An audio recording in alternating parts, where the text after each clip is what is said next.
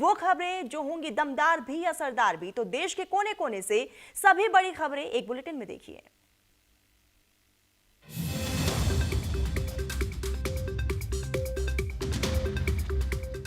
गोवा के night club में भीषण आग मामले में पुलिस ने अब तीसरे पार्टनर पर शिकंजा कसा है। दिल्ली पुलिस ने मंगलवार को लूथरा ब्रदर्स को बड़े पैमाने पर फंडिंग करने वाले अजय गुप्ता को गिरफ्तार कर लिया है। गोवा अग्निकांड मामले में इस गिरफ्तारी को बड़ी सफलता माना जा रहा है, क्योंकि अजय गुप्ता लूथरा ब्रदर्स सौरभ और गौरव का करीबी था। उम्मीद जताई जा रही है कि वो लूथरा ब्रदर्स के थाईलैंड के ठिकानों का खुलासा कर सकता है। गोवा के नाइट क्लब में भीषण आग मामले में पुलिस ने अब तीसरे पार्टनर पर शिकंजा कसा है। दिल्ली पुलिस ने मंगलवार को लूथरा ब्रदर्स को बड़े पैमाने पर फंडिंग करने वाले अजय गुप्ता को गिरफ्तार कर लिया है। गोवा अग्निकांड मामले में से बड़ी गिरफ्तारी मानी जा रही है और बड़ी सफलता भी मानी जा रही है, क्योंकि अजय गुप्ता लूथरा ब्रदर्स सौरभ और गौरव का करीबी था। उम्मीद जताई जा रही है कि वो लूथरा ब्रदर्स के थाईलैंड के ठिकानों का खुलासा कर सकता है।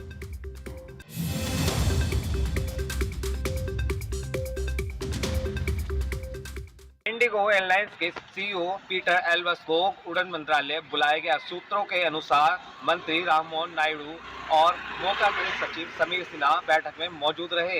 बैठक में इंडिगो के संचालन को लेकर चर्चा की गई, साथ ही साथ यात्रियों की देखभाल और रिफंड को लेकर भी चर्चा की गई। इंडिगो एयरलाइन के सीईओ पीटर एल्बस को नागरिक उड्डयन मंत्रालय के मुख्यालय में बुलाया गया। सूत्रों के अनुसार बैठक में नागरिक उड्डयन मंत्री राममोहन नायडू और एमओसीए के सचिव समीर सिन्हा भी मौजूद थे। बैठक में इंडिगो की संचालन स्थिति, यात्रियों की देखभाल, रिफंड की स्थिति, पायलट और क्रू रोस्टर की स्थिति और बैग वापसी की स्थिति पर चर्चा की गई।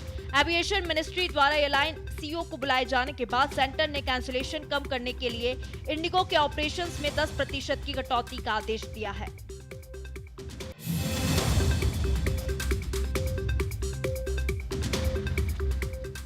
यूनेस्को ने दीपावली को अमूर्त विश्व धरोहर की सूची में शामिल किया है।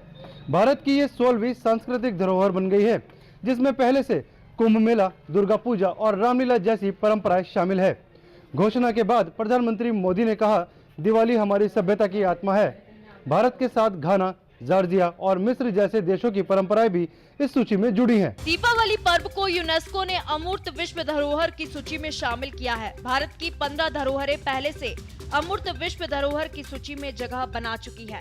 इसमें दुर्गा पूजा, कुंभ मेला, वैदिक मंत्रोच्चार, रामलीला, छऊ नृत्य भी शामिल है। यूनेस्को ने इसकी घोषणा की और भारत को बधाई दी। इसके साथ ही घाना, जॉर्जिया, कांगो, इथियोपिया और मिस्र सहित कई देशों के सांस्कृतिक प्रतीक भी इसी सूची में जुड़े हुए हैं। इस पर पीएम मोदी ने कहा, दिवाली हमारी सभ्यता की आत्मा है।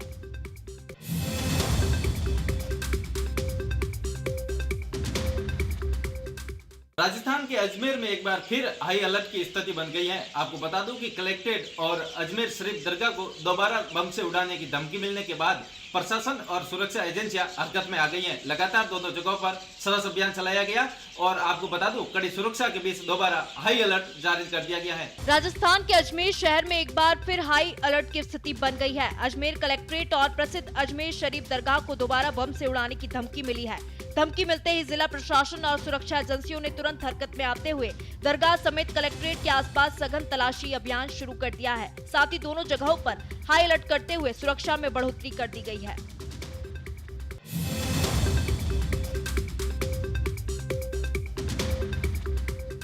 पाकिस्तान के सांसदों की ईमानदारी परखने के लिए वहां के नेशनल असेंबली के स्पीकर ने एक मजेदार तरकीब निकाली।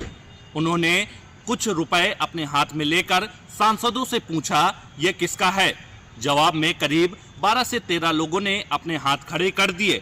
अब ये वीडियो सोशल मीडिया पर वायरल हो रहा है। पाकिस्तान के सांसदों की ईमानदारी परखने के लिए वहां के नेशनल असेंबली के स्पीकर ने एक मजेदार तरकीब निकाली। उन्होंने कुछ रुपए हाथ में लेकर सांसदों से पूछा, ये किसका है? जवाब में करीब 12 से 13 लोगों ने अपने हाथ खड़े कर दिए। अब ये वीडियो सोशल मीडिया पर वायरल हो रहे हैं।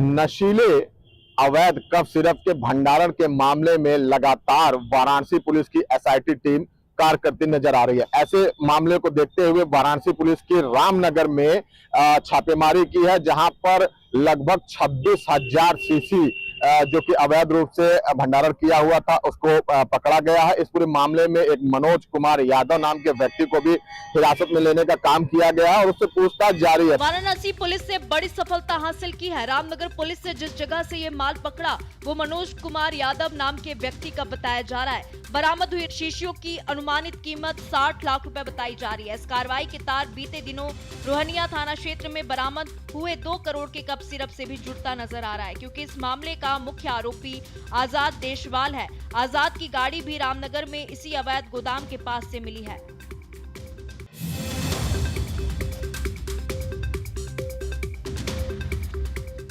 फरीदाबाद के सिविल अस्पताल में टीबी के करीब 135 मरीजों को दवाइयां वितरित की गईं। ये दवाइयां जीव दया फाउंडेशन की तरफ से वितरित की गईं। फाउंडेशन के लोगों का कहना है कि जब दवाइयों की कमी पड़ती है तो सामाजिक संस्थाओं से मदद लेनी पड़ती है। आपको बता दें कि जनपद में तकरीबन 1000 से अधिक टीबी के मरीजों का इलाज किया जा रहा है। फरीदाबाद के सिविल अस्पताल में आज एक खास पहल देखने को मिली। यहाँ civil surgeon doctor Jayant Ahuja और डिप्टी सिविल सर्जन ने 135 टीबी मरीजों को 1-1 महीने की दवा वितरित की है। ये सभी दवाइयां जीव दया फाउंडेशन की ओर से उपलब्ध कराई गई थी। डॉक्टर आहूजा ने बताया कि कई बार हेड क्वार्टर से दवाइयां आने में देरी हो जाती है। ऐसे में अस्पताल को सामाजिक संस्थाओं की मदद लेनी पड़ती है। इसी सहयोग के तहत आज फाउंडेशन द्वारा सभी मरीजों को बिना किसी परेशानी के दवा दी गई है। दवा मिलने पर मरीजों और उनके परिजनों ने खुशी जताई और राहत महसूस की।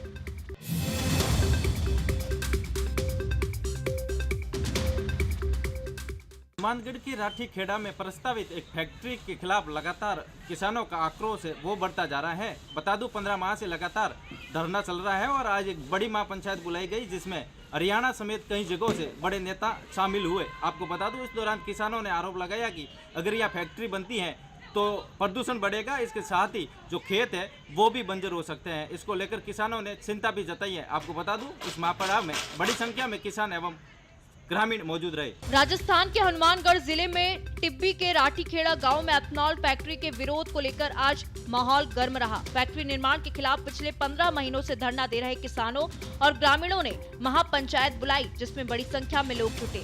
महापंचायत में कई बड़े नेता भी पहुंचे। हरियाणा से अभिमन्यु कुहाड़ ने सभा को संबोधित किया।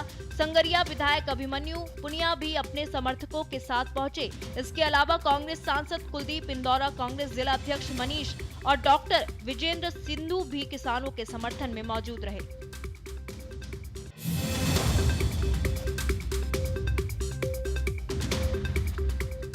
जनपद संबल में 3 महिलाओं समेत 6 बांग्लादेशी घुसपैठिए सामने आए हैं, जिन्होंने जनपद संबल के चंदोसी के मुख्य डाकघर में भारत की नागरिकता प्राप्त करने के लिए आवेदन किया। अब इस पूरे मामले में जिला स्तरीय टीम पूरी जांच कर रही है। साथ ही जिला प्रशासन और पुलिस प्रशासन इस पूरे मामले में गहनता के साथ जांच कर रहा है। उत्तर प्रदेश के संभल में आज बड़ा खुलासा हुआ है। यहाँ 3 महिलाओं सहित 6 बांग्लादेशी घुसपैठिए पकड़े गए, जो बिना भारत की नागरिकता लिए अवैध रूप से रह रहे थे। ये सभी लोग आज गृह मंत्रालय की ओर से बनाई गई जिला स्तरीय कमेटी के सामने भारत की नागरिकता के लिए पेश होने पहुंचे थे, लेकिन जांच के दौरान कमेटी के अफसरों को इनके पास आवश्यक दस्तावेज नहीं मिले। अधिकारियों ने सभी घुसपैठियों से साफ कहा है कि नागरिकता हासिल करने के लिए उन्हें पूरे दस्तावेज जमा करने होंगे, वरना प्रक्रिया आगे नहीं बढ़ सकेगी। जिला स्तरीय कमेटी ने इस पूरे मामले की रिपोर्ट शासन को भेज दी है, जिसके बाद आगे की कार्रवाई की जाएगी। फिलहाल सभी 6 बांग्लादेशी नागरिकों पर प्रशासन की कड़ी नजर बनी हुई है।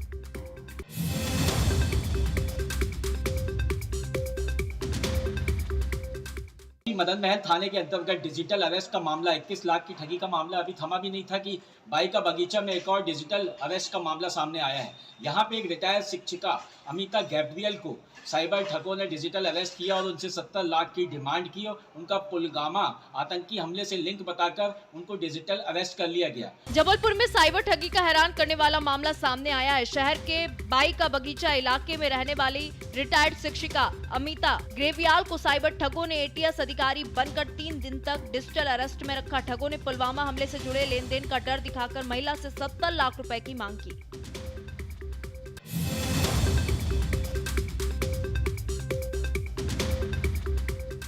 राजस्थान के भीलवाड़ा के हरि सेवा उदासीन आश्रम में 19 से 26 फरवरी तक आयोजित होने वाले मंगल महोत्सव कार्यक्रम का जो है आज मंत्रोच्चार के साथ बैनर का विमोचन किया गया। आपको बता दूं इस कार्यक्रम में 3 ब्रह्मचारी जो है दीक्षा लेंगे। इसके साथ ही आपको बता दूं देश भर से करीबन 250 के संतों के पहुंचने की भी जो है संभावना जताई जा रही है। भीलवाड़ा के हरि सेवा उदासीन आश्रम में आज विशाल सनातन मंगल महोत्सव के बैनर का विमोचन किया गया। ये कार्यक्रम फरवरी 2026 में आयोजित होगा। बैनर विमोचन का कार्य महामंडलेश्वर स्वामी हंसराम उदासीन और अन्य पंडितों द्वारा मंत्रोच्चार के साथ संपन्न किया गया। सनातन महोत्सव 19 फरवरी से 26 फरवरी 2026 तक चलेगा। इस दौरान आश्रम के 3 ब्रह्मचारी इंद्रदेव, कुणाल और सिद्धार्थ को दीक्षादान दिया जाएगा। महोत्सव में प्रतिदिन धार्मिक अनुष्ठान, कथा, यज्ञ और भक्ति कार्यक्रम का आयोजन होगा।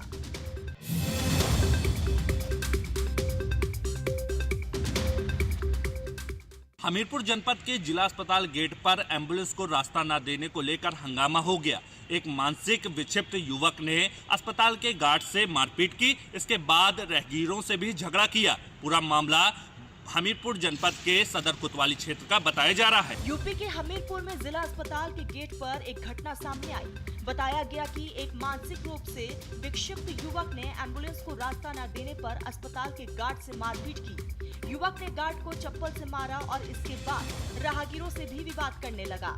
घटना से अस्पताल परिसर में हंगामा मच गया। प्रशासन ने मौके पर पहुंचकर स्थिति को नियंत्रित किया और युवक को शांत करवाया। अस्पताल प्रबंधन ने कहा कि वो ऐसी घटनाओं को रोकने के लिए सुरक्षा और सख्त करेगा।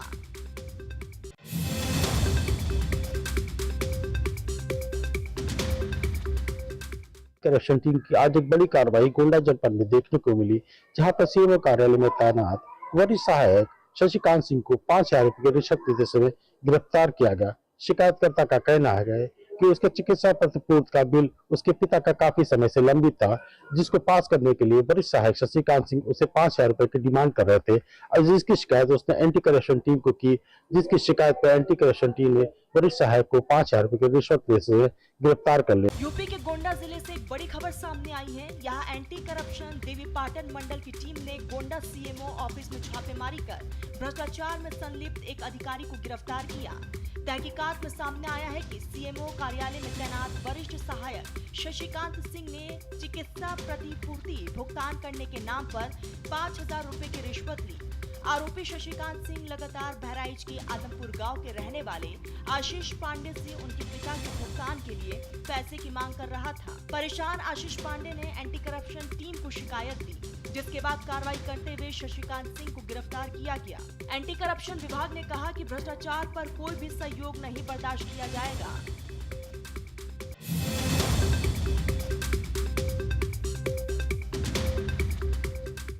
मिर्जापुर पुलिस के लिए सरदर्द बने अब्दुल की लाश 4 दिन के बाद गंगा नदी में उतराई हुई मिली।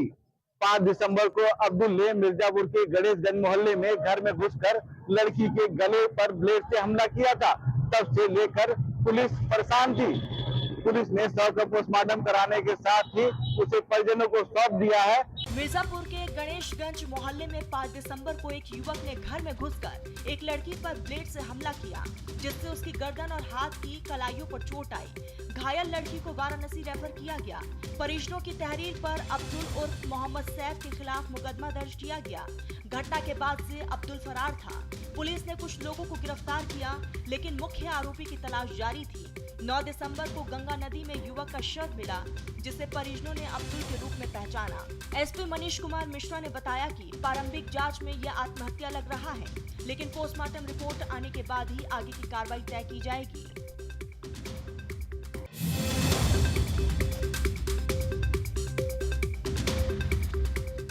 श्रावस्ती पुलिस के अत्याचार का एक बड़ा मामला सामने है। सिरसिया थाना क्षेत्र निवासी एक युवती ने आज एसपी को तहरीर दी है और 10,000 रुपए रिश्वत न मिलने के एवज में पुलिस पर उल्टा कार्रवाई करने का आरोप लगाया है। उत्तर प्रदेश के श्रावस्ती में वसूली का हाई वोल्टेज मामला सामने आया।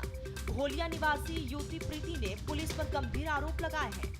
उनका कहना है कि थाना प्रभारी और हल्का इंचार्ज राजकिशोर ने कार्रवाई के नाम पर उनसे 10,000 रुपए की मांग की। पैसे न देने पर आरोप है कि पुलिस ने प्रीति और उसकी मां को धारा 151 के तहत चालान कर दिया।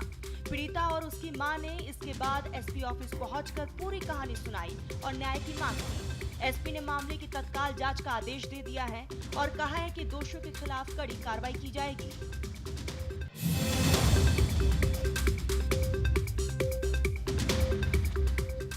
बढ़ती हुई ठंड के मद्देनजर भिवानी नगर परिषद और जिला प्रशासन के द्वारा 2 अस्थायी रैन बसेरे बनाए गए हैं। बता दें कि भिवानी में जिस तरह से ठंड का प्रकोप बढ़ता जा रहा है, उसी के मद्देनजर बेसहारा और बेघर लोगों के लिए 2 अस्थायी रैन बसेरे जो नगर परिषद भिवानी के द्वारा और जिला प्रशासन के द्वारा बनाए गए हैं, जिसमें तमाम व्यवस्थाएं की गई है, चाहे बात करें लाइट की, पानी की। हरियाणा के भिवानी में अत्यधिक ठंड के चलते नगर परिषद ने बेसहारा लोगों के लिए 2 अस्थायी रैन बसेरे स्थापित किए हैं। ये रैन बसेरे स्थानीय बस स्टैंड और वेद धर्मशाला में बनाए गए हैं। नगर परिषद ने इन रैन बसेरों में 15 से 20 बेड, बिजली, पानी, शौचालय, स्नान घर, गद्दे और रजाई जैसी सभी आवश्यक व्यवस्थाएं की हैं। 2 कर्मचारियों की ड्यूटी भी यहां पर लगाई गई है। अब तक इन रैन बसेरों में 100 से अधिक लोग रात के समय आश्रय ले चुके हैं।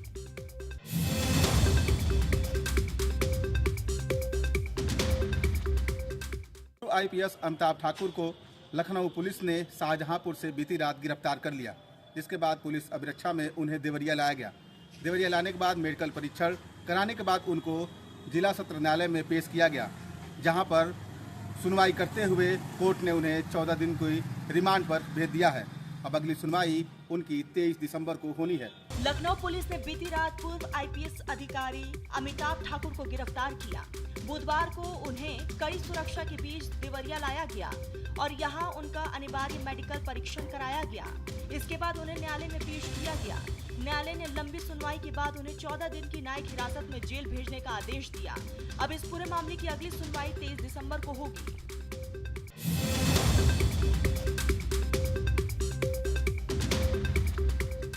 छतरपुर जिले के खजुराहो से 3 कर्मचारियों की मौत का मामला सामने आया है, जिसके बाद खजुराहो पुलिस ने गौतम होटल मैनेजमेंट के खिलाफ 304A का मामला दर्ज कर लिया है।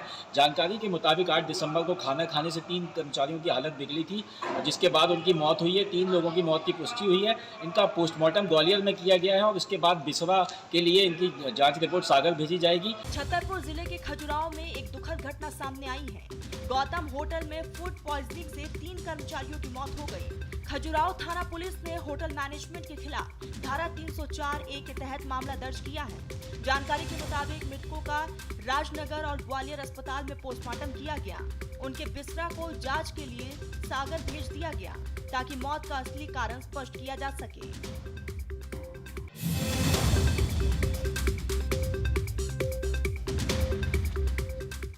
जनपद बरेली के अंदर आज बड़ी कार्रवाई देखने को मिली, जहां एनडीपीएस के तहत बरेली के एसएसपी अनुराग आर्या ने एक मुहिम छेड़ रखी थी। उस मुहिम के अंदर बारादरी जो थाना पड़ता है, उसमें जो पुलिस अध्यक्ष है, जो बारादरी के अध्यक्ष है कोतवाल है, उन्होंने बड़ी कामयाबी हासिल की। दोस्तों, मैं आपको बताऊं कि 243 ग्राम चरस के साथ एक अभियुक्त को वहां पर गिरफ्तार किया गया है। बताया ये जा रहा है कि ये अभियुक्त पिछले कई सालों से वहाँ पर काम कर रहा था और पहले भी इन्हीं मामलों के अंदर वो जेल जा चुका है। उत्तर प्रदेश के बरेली में थाना बरादरी पुलिस ने अवैध नशे के कारोबार पर बड़ी कार्रवाई की है।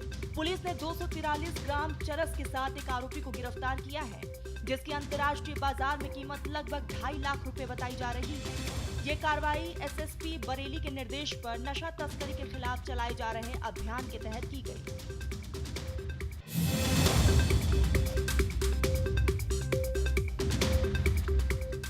बिजली विभाग को प्राइवेटाइज करने की नीयत सरकार की ठीक नहीं लग रही। इसका विरोध करते हुए केएमएम किसान मजदूर मोर्चा के लीडर दिलबाग सिंह ने लुधियाना के ससराली और आसपास के गांव में घूमना शुरू कर दिया है और जितने भी चिप लगे मीटर हैं उनको उतारकर पीएसपीएल में जमा करवाने की मुहिम शुरू कर दी है, जिससे सरकार की नींद अब कहीं न कहीं टूटने लगी है और आज ही 30 मीटर उतारे गए। पंजाब के लुधियाना के ससराली और आसपास के गाँव में किसानों ने बिजली मीटर उतारने का विवादित कदम उठाया है। इस कार्रवाई का नेतृत्व केएमएम नेता दिलबाग सिंह ने किया। बिजली मीटर उतारने की शुरुआत ससराली के पूर्व सरपंच चरणजीत सिंह के घर से हुई। इसके बाद किसान यूनियन के नेता पूरे गांव में घूमते रहे और जिन लोगों ने सहमति दी उनके मीटर भी उतार दिए गए। किसानों का कहना है कि ये कदम बिजली मीटरों के चिप प्रणाली के विरोध में उठाया गया। इस मामले को लेकर प्रशासन और बिजली विभाग भी सक्रिय हो गए हैं और स्थिति पर नजर रखी जा रही है।